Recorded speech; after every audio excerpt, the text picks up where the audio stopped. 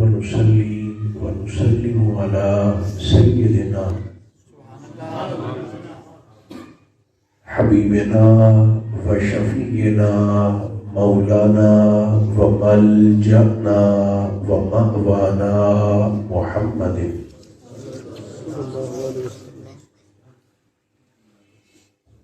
رسوله النبي الكريم الأمين المكين الحنين الرؤوف الرحيم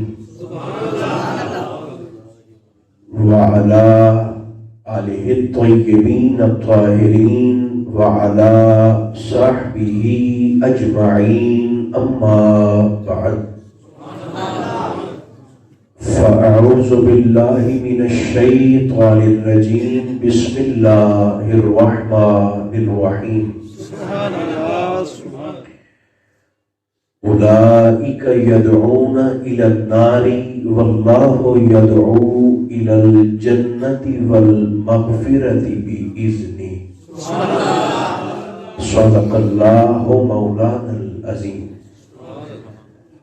درود و سلام پڑھیے. الصلاۃ والسلام علیک یا رسول اللہ، الصلاۃ والسلام علیک یا حبیب اللہ، الصلاۃ والسلام علیک یا رحمۃ للعالمین وعلی آلک واصحابک سیدی یا شفیع المذنبین.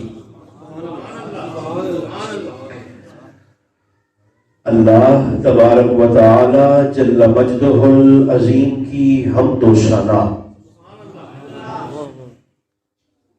حضور نبی محترم رسول محتشم رحمت عالم صلی اللہ علیہ وآلہ وبارک وسلم کی ذات بے کس پناہ پر بے شمار نذرانہ ہائے درود و سلام عرض کرنے کے بعد عزیزان مکرم، ماہ رجب المرجب شریف کے عشرہ اول کی نسبت حضور خواجہ معین الدین چشتی اجمیری ہند الولی کے ساتھ ہے. عشرہ دوم کی نسبت میلاد علی کے ساتھ ہے اور آخری عشرہ کی نسبت معراج النبی کے ساتھ.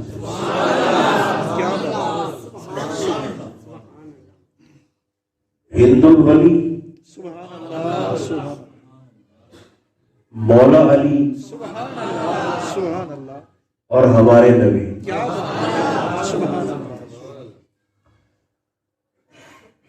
الفاظ پر بحث نہ کریں کہ جناب علی کا میلاد تھا یا آمد تھی یا ظہور تھا کہ نزول تھا. یہ قصر تطہیر کے اندر کا معاملہ ہے. جس دہلیز پہ سجدہ کر لیا جائے پھر اس گھر کی تلاشی نہیں لی جاتی. سبحان اللہ.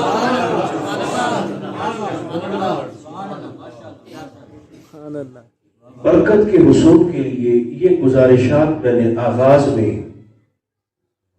پیش کر دی ہیں، مگر میرا دل یہ چاہ رہا تھا آج کی گفتگو میں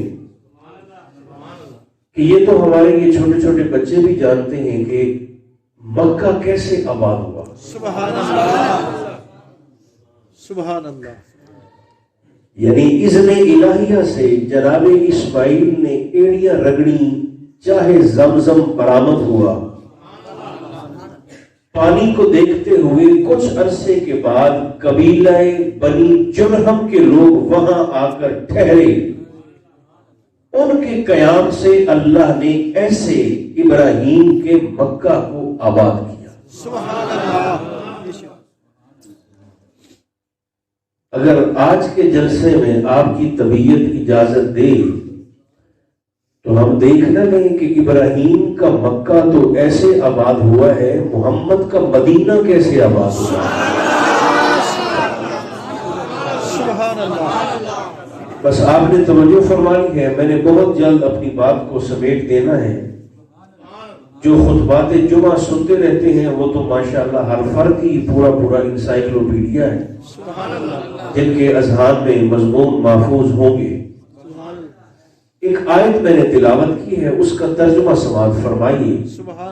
ارشاد رب العزت ہے واللہ اولئک یدعون الی النار، کچھ لوگ ایسے ہیں جو تمہیں جہنم کی طرف بلاتے ہیں، آگ کی طرف بلاتے ہیں، اللہ کے عذاب کی طرف بلاتے ہیں، جبکہ واللہ یدعو الی الجنت والمغفرہ، اللہ تمہیں بلاتا ہے جنت کی طرف اور مغفرت کی طرف۔ سبحان اللہ، سبحان اللہ۔ کچھ لوگ تمہیں بلاتے ہیں جہنم کی طرف، جبکہ اللہ تمہیں دعوت دیتا ہے جنت کی طرف اور مغفرت کی طرف۔ آج تک یہ سنتے آئے کہ پہلے مغفرت ہوگی تو پھر جنت ملے گی۔ سبحان اللہ، سبحان ترتیب بھی یہی ہمیں بتائی گئی کہ مغفرت ہوگی، بخشش ہوگی تو پھر جنت ملے گی۔ آیت کی ترتیب یہاں پر کیا ہے؟ اللہ فرماتا ہے واللہ یدعو الی الجنت والمغفرہ، اللہ تمہیں پہلے کسی جنت میں بلانا چاہتا ہے، جنت میں بلا کر پھر کرے گا تمہاری مغفرت۔ سبحان اللہ، سبحان اللہ، سبحان اللہ۔ دوڑائیں عقلوں کے گھوڑے اور روئے زمین پر اس جنت کو تلاش کریں جس پہ بلا کر اللہ مغفرت کا وعدہ فرمانا چاہتا ہے۔ آپ کا ذہن، آپ کی عقل اور آپ کا دماغ ایک ہی نقطے پہ جا کے مرتکز ہو جائے گا، اور وہ نقطہ کیا ہے؟ میرے اور آپ کے کریم آقا فرماتے ہیں ما بین بیتی و منبری روضۃ من ریاض الجنہ، فرمایا میرے گھر اور منبر کے درمیان زمین کا جو ٹکڑا ہے دیکھنے میں سادہ زمین ہے، حقیقت میں اللہ نے اسے جنت کا باغ بنا دیا۔ شہر رسول وہ جنت ہے جس میں بلا کر اللہ کریم اہل ایمان سے مغفرت کا وعدہ فرما۔ سبحان اللہ، سبحان اللہ، سبحان اللہ۔ یہ شہر محبوب آباد کیسے ہوا؟ سبحان اللہ، یاد رکھیں، ایک کتاب ہے شرف النبوہ محمد بن ابراہیم نیشا پوری کی، جو آج سے 1000 سال پہلے لکھی ہے۔ اللہ اکبر۔ یہ مضمون اس کتاب سے میں عرض کرنے لگا۔ سبحان اللہ۔ دنیا میں 5 بادشاہ ایسے گزرے ہیں جنہوں نے لاؤ لشکر کے ساتھ دنیا کو فتح کرنے کا ارادہ کیا۔ سبحان اللہ۔ کتنے؟ 5۔ ان 5 میں سے ایک بادشاہ ہے جس کا نام ہے تبا اول ہومیری۔ سبحان اللہ۔ جنہوں نے یہ مضمون سنا ہے وہ میرے ساتھ بہتر انداز سے بولیں۔ سبحان اللہ۔ تبا اول۔ پہلے آپ کو اس کی ایک تصویر دکھاتا ہوں، یہ ہے کس طرح کا، اس کا دبدبہ، تنتنا، ہمہمہ، غلغلہ کیسا ہے، روپ کیسا ہے۔ اس کے لشکر کا آپ اندازہ اس بات سے لگائیے کہ 1,30,000 تو اس کے لشکر میں صرف گھوڑے ہیں۔ اللہ اکبر۔ 1.5 لاکھ کے قریب اس کے لشکر میں پیادہ سپاہی ہیں، اور ہر سپاہی 10 کے مقابلے میں لڑنے کے لیے اکیلا کافی ہے۔ کیا بات، کیا بات۔ اونٹ سوار اس کے علاوہ، دیگر جنگجو اس کے علاوہ، ہاتھی سوار ان کے، اور جس علاقے کو یہ فتح کرنے کی نیت اور ارادہ کر لیتا، وہاں پہنچنے سے پہلے اس علاقے کے لوگ ہار لے کر پھولوں کے اسے سلوٹ بھی کرتے، اس کے گلے میں ہار بھی ڈالتے، اور منت اور ترلا بھی ساتھ کرتے کہ ہمیں لڑے نہیں، مارے نہیں، قتل نہ کریں، یہ سارا کچھ آپ کا ہے۔ اللہ اکبر، سبحان اللہ، دبدبہ ایسا نہیں، اللہ، روب ایسا نہیں۔ اس کا ایک طریقہ تھا، جس علاقے کو یہ فتح کرتا، وہاں سے نکلتے وقت اس علاقے کی، اس شہر کی عظیم الشان 10 علمی شخصیات کو اپنے ساتھ، علماء کو، حکماء کو ملا کر لشکر کے ساتھ بٹھا کر اگلی منزل پر روانہ کرتا۔ 10 نہ 9 نہ 11، سبحان 10 حکماء کو، بڑے بڑے تھنک ٹینک اس علاقے کے اٹھا کر اپنے ساتھ لے جاتا۔ اس نے اتنے علاقوں کو فتح کیا کہ اس کے لشکر میں ان علماء کی تعداد 4000 ہو گئی۔ اللہ اکبر، سبحان اللہ، کتنے؟ 4 وہ 4000 علماء، حکماء، وہ اس کے مشیر بھی تھے، مشورہ بھی دیتے تھے کہ یہاں جائیں اور یہاں ایسا کریں اور ایسا، اس وقت نکلیں اور اس وقت۔ اور لشکر کتنا ہوگا، چونکہ شہروں کے شہر ساتھ چلتے تھے۔ بے شک، یہ اس کی ایک تصویر ہے، اس کی شخصیت ٹوپا بل ہو گئی۔ قسمت اسے لے آئی مکہ مکرمہ، گھیر کر کے۔ اس نے مکہ مکرمہ سے 2 کلومیٹر باہر خیمے لگا دیے۔ نیت کیا ہے؟ مکہ کو فتح کرنے کی۔ سبحان، چونکہ عادی تھا لوگوں کے استقبال کا، پھولوں کے ہار کا، سلامیوں کا، پروٹوکول کا۔ مکہ میں پہنچا تو نہ ہار ہے، نہ سلامی ہے، نہ پروٹوکول ہے، نہ کوئی لفٹ ہے، نہ کوئی سلوٹ ہے۔ اللہ اکبر، یہ سٹیا گیا ہے۔ اس نے اپنے وزیر اماریس کو بلا کر کہا، نہ سلام ہے، نہ ہار ہے، نہ استقبال ہے، نہ لوگوں نے پہلے سے مجھے پیشکش کی ہے، نہ مجھے لفٹ کروائی ہے کسی نے۔ یہ کون سا شہر ہے؟ اماریس نے بتایا کہ یہاں ایک گھر ہے، دور دور سے لوگ آ کر اس گھر کا طواف کرتے ہیں، جسے کعبہ کہا جاتا ہے، اور یہاں کے لوگ آپ کو کیا ہار کریں اور کیا آپ کو سلام کریں اور کیا آپ کو لفٹ کروائیں، یہاں کے لوگ تو خود پیر ہیں۔ لوگ کہاں سے آ کر ان کی زیارت کرتے ہیں، تو آپ سے کیسے یہ اس طرح کا انداز اختیار کریں؟